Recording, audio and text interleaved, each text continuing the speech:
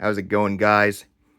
So this is going to be a basic no frills attached review for a basic no frills attached airsoft gun.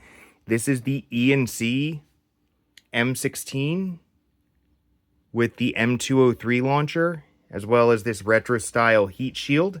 I don't actually know the name of that heat shield, if there's an actual, model name for it in the military, but it's by ENC. I purchased it for about $330 off e-bike.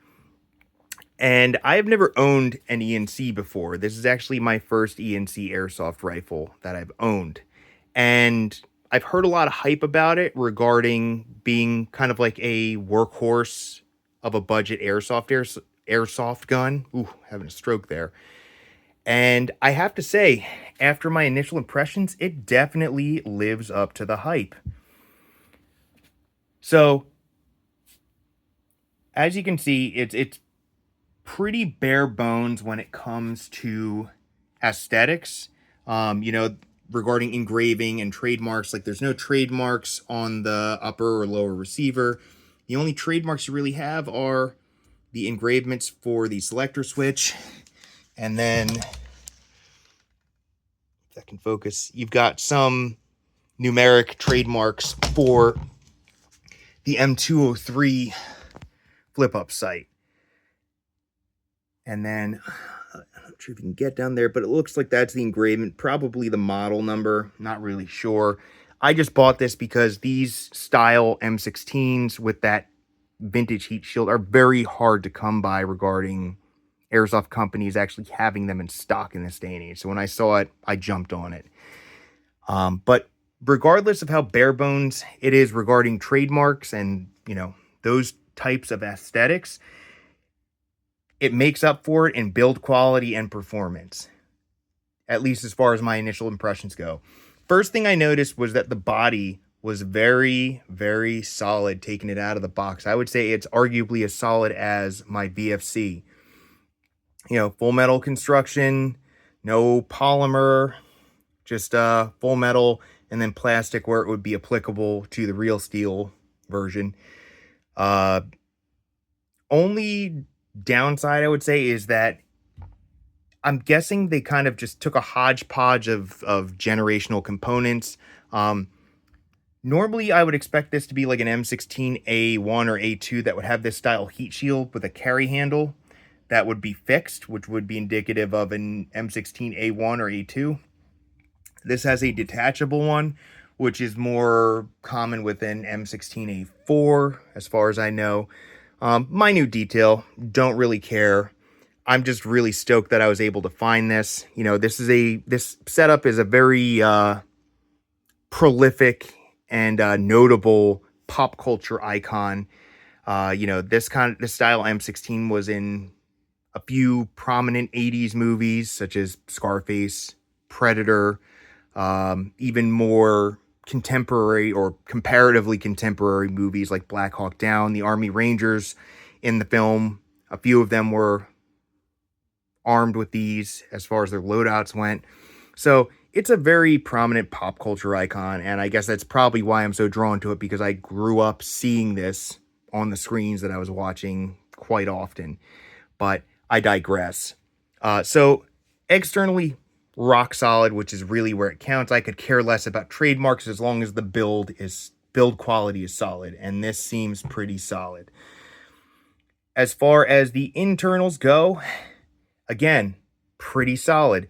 Out of the box, when I chronoed it, it was shooting 1.46 joules on average with 0.3 gram BBs, which converted over to FPS was about 330. Again, with 0.3 gram BBs, you convert that to 0.2 gram BBs, you're shooting around 400 FPS. But respectable FPS out of the box for a rifle. Hop up is pretty decent. It's not too sensitive, but it's also not super unresponsive where you have to just crank it all the way up to get any kind of hop. It was easily able to hop 0.3 gram BBs, so you could probably upgrade even to 0.32s if that's your flavor of BB weight. I don't know. Gearbox, sounds like it's pretty, or just the internals in general seem pretty solid. It's very snappy, even with a 7.4. This does not come with a LiPo installed, or a LiPo, with a MOSFET installed, so you cannot run an 11.1 LiPo without risking frying your trigger contacts. But good news is that I was able to run a 7.4 35C LiPo, and the trigger response was super snappy. Probably the snappiest of any of my airsoft guns with a 7.4. I was very surprised. So motor sounds pretty strong and healthy. Gearbox didn't sound super whiny. Didn't sound like crazy smooth, but it sounded healthy. So I think the shim job on this is pretty adequate at this point. Barrel, I think it's not a tight bore, but it's pretty accurate. I was able to, in my testing, hit targets easily at 200 feet and then some change. Other than that, again, there's not much else to it. It's really well built for its price range. It kind of reminds me of the 2008 to 2011 Echo 1 Stag Arms airsoft guns. Also JG, they had pretty decent exterior build quality, but their internals were basically like a Honda Civic. They just ran and ran and ran when it came to their AR style series. And this is no exception. The only caveat that's a positive is that the externals are pretty solid, whereas the Echo 1s were kind of mid-tier, at least their entry-level Echo 1s were. But kind of gave me a little blast of nostalgia, because I remember when all I could afford were just kind of Echo 1s and JGs and SEMAs, and this is kind of in that ballpark, but a little bit above it, if that makes sense. One other thing I wanted to point out was with the M203. Let me see if I can just pop it out for a minute. Hold there.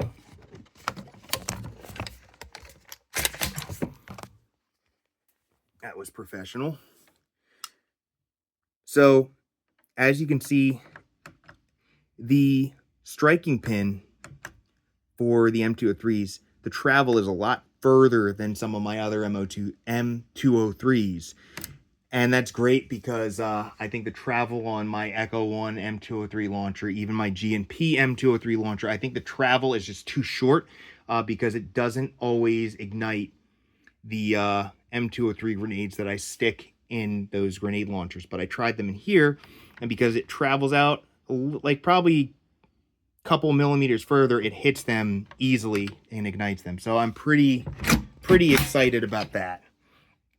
That's a huge plus. Again, this M203 launcher has no trades, so no idea what brand it is, except I guess E&C.